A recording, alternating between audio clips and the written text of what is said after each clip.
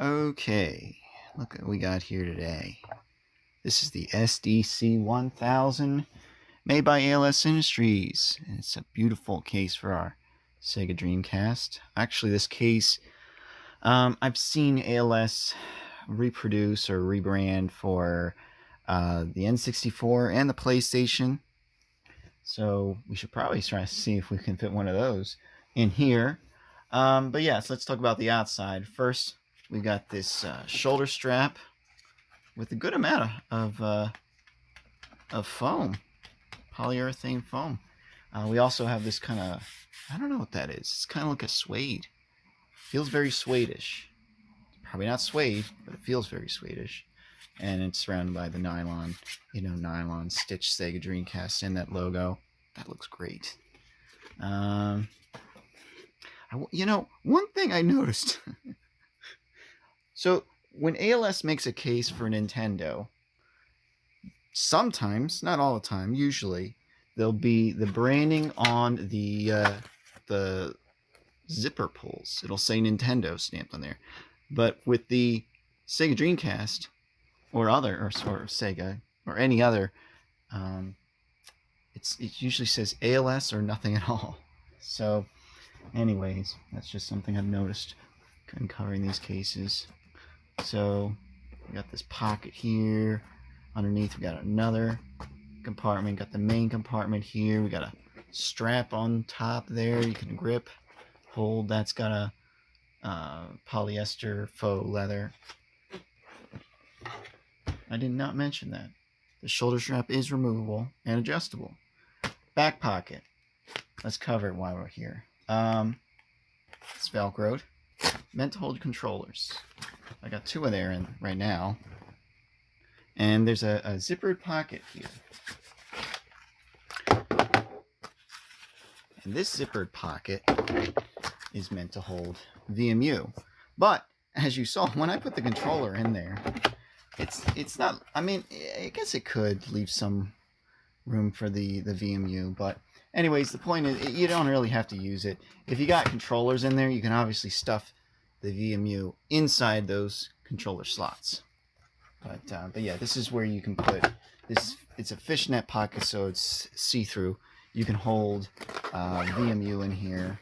I guess you could hold a cable in there of some sort, but it really doesn't. It really doesn't give a lot of depth. So let's see what we can do with that. But we'll come back to that. Because in the front, there's another pocket here, and that's where I put the VMU. This VMU here. Inside this silky nylon. So you're not going to scratch anything. Pocket. So let's see if we can knock off Pac-Man and pop in that VMU there. Look at that. It is not... This is the spot where you're supposed to put the VMU. I'm not making this up. When I looked at the packaging, there was like, you put the VMU there. It works. I just didn't try it out yet. But, anyways. That's where you put the VMU. Officially, Okay, let's get back to the front. In this front pocket, we got a buckle.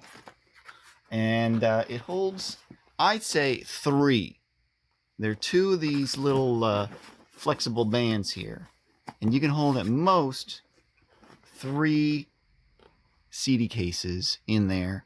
Now, over time, I've seen them dry out because there's some sort of rubber. There's a band, and then there's like this cloth around it.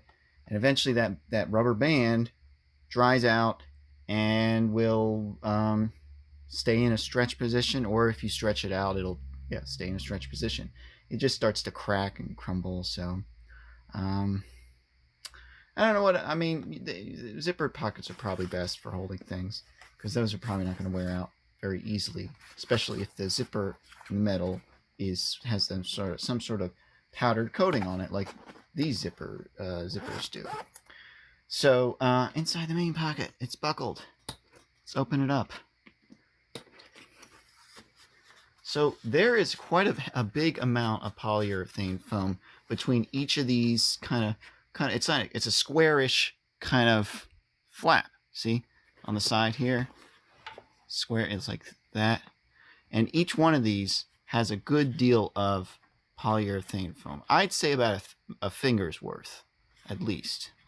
And there's actually some piece of cardboard as well. So let me feel the other ones. It's surprising, you know, this flap here, that has a finger's worth. It feels like this is less. It feels like the main compartment here, which is meant to hold the most expensive item in this. If you were to, at the time of at time of now, anything, you know, replace a system, the system's going to cost the most to replace. It's got a half a finger's worth, not a pinky, but half a finger, maybe a pinky worth of foam in each of these, except for this one. This one's pretty thick. This one's about a finger to a finger and a half. It's actually pretty thick. On the bottom, there's nothing. On the bottom there, on the bottom of this pocket, which meant to hold your controllers, there's no cushioning. In the front, where your games are, things that will shatter like glass. Huh. There's actually about a half a pinky's worth of foam on the bottom there. And in the front, maybe 3/4 of a pinky. But we've got some rigid cardboard in this flap. We don't have rigid cardboard in this flap. So it's very selective for some reason. It's like if you're carrying around a system, you want it to be protected.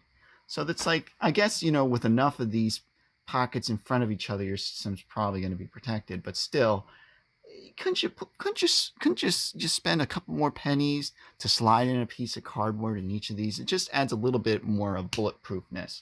So we got our system in there, and we've got our power and AV. Okay.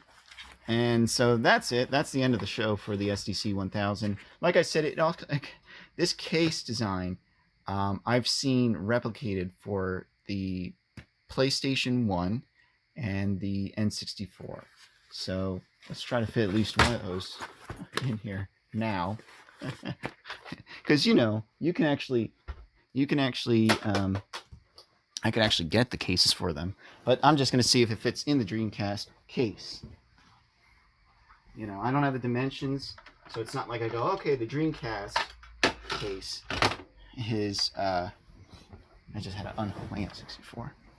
So, let's see if it fits inside of the case. Oh, it does. Doesn't leave much room on the side, so if you were to put like an AV cable, it probably would fit an AV cable at most. But definitely not that chunky power cable. So anyways, that's the SDC-1000 case made by ALS Industries. It looks cool. It could have done better with the zippers. It's got Stuffalon per usual.